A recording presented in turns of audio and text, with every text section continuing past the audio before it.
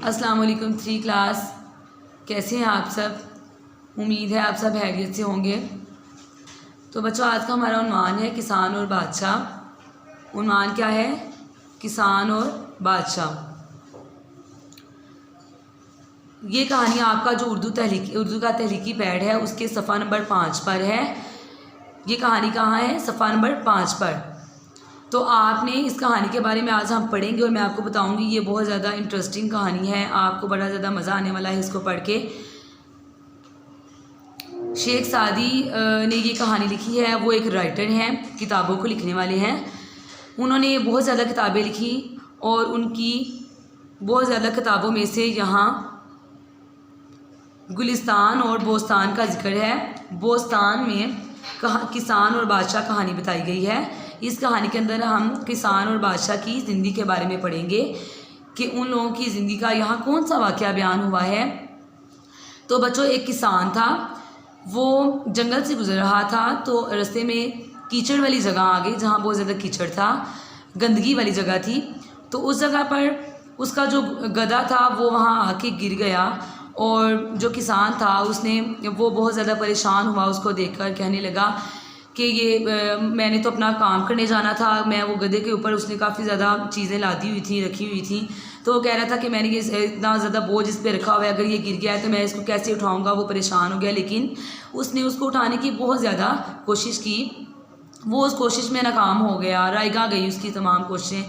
और जब वो नाकाम हो गया तो वो थक हार कर बैठ गया और कहने लगा कि हमारे बादशाह तो हमारी बात ही नहीं सुनते और हमारे साथ प्यार ही नहीं करते, और उनको ये नहीं पता कि हमारे ऊपर जो है मुसीबत आई है और हमें इस मुसीबत से निकालना है या हमें बचाना है।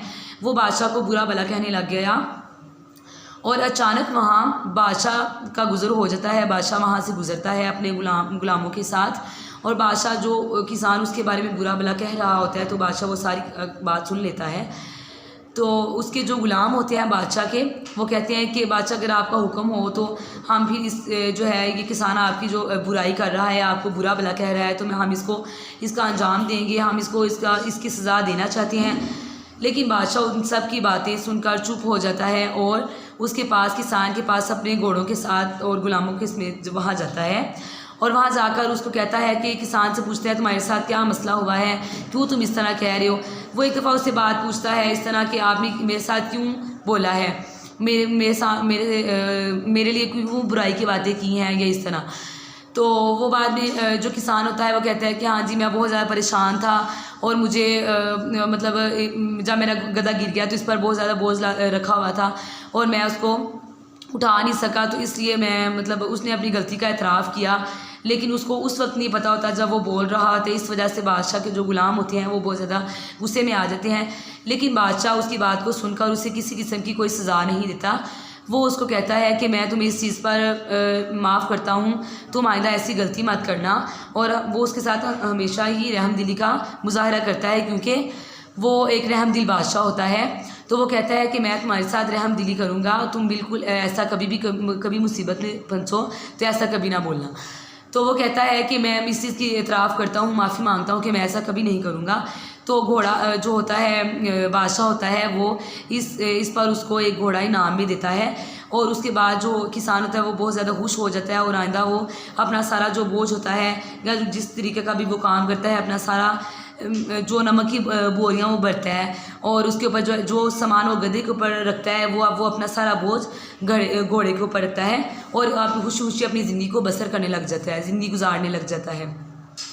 तो बच्चों, हमने इस कहानी से क्या सबक हासिल किया कि इस कहानी में किसान और बादशाह की ज़िंदगी के बारे में पढ़ा कि बादशाह वो होता है कि जो हम सब का हुक्मरान होता है, हम सब पर हुक्मरानी करता है।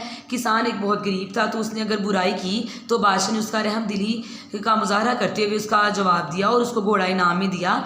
तो बच्चों, हमें भी इस तरह करना चाहिए। अगर कोई हमारे साथ बुराई भी करता है या बुरा काम कोई ऐसा करता है तो हमें उसका अच्छाई में उसका जवाब देना चाहिए। कभी भी उसकी बुराई किसी के साथ नहीं करनी चाहिए, ना उसको बुरा भला कहना चाहिए।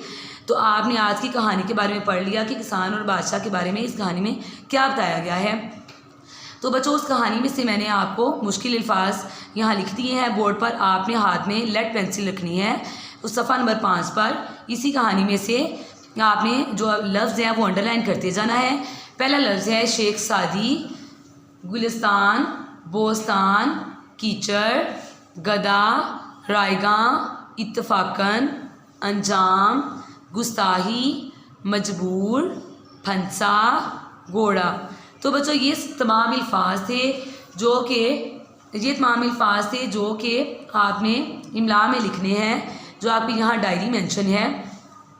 आपकी डायरी है, सफ़ा नंबर 21 पर इमला लिखें और सफ़ा नंबर 22 पर अपने अल्फाज में जुमले बनाएं।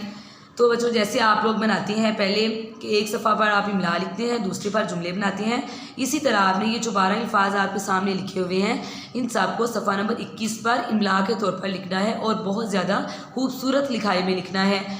और सफ़ा नंबर 22 पर अपने अल्फाज में बगैर किसी की मदद लिए जुमले बनानी है। ओके बच्चों, बेस्ट ऑफ लक, अल्लाह हाफिज़।